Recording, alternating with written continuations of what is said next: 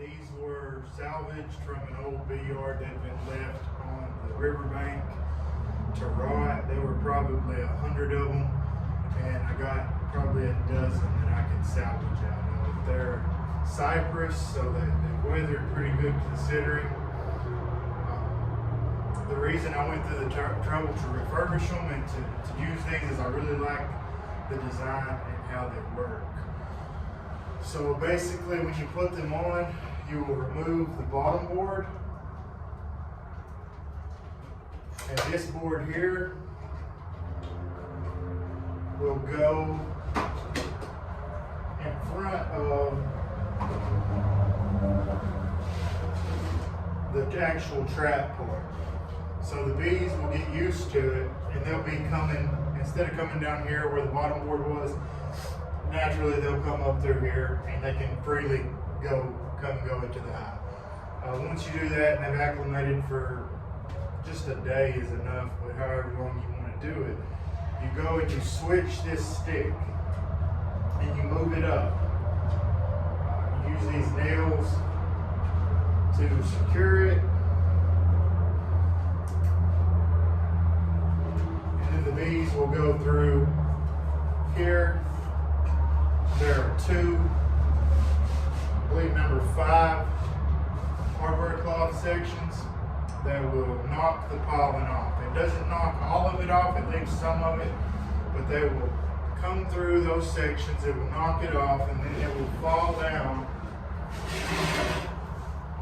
and it goes into this bottom screen here. I usually line this with wax paper because it is metal screen and the pollen is damp around here, so it'll kind of stick to the bottom a little bit.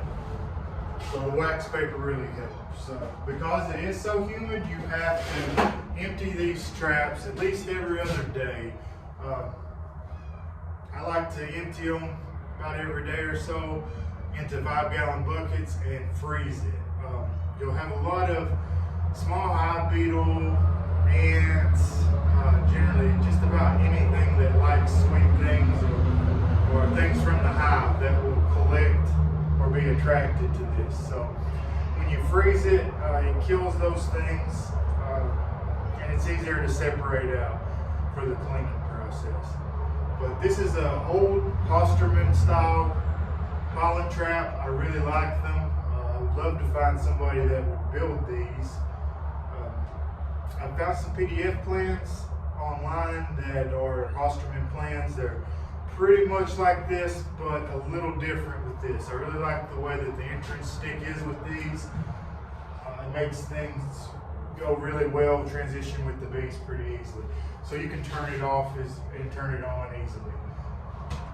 It's great to be able to swap out like that without much confusion for the bees. That's why I like a bottom trap. It's important also that you switch it off and allow the bees to replenish their pollen sources inside.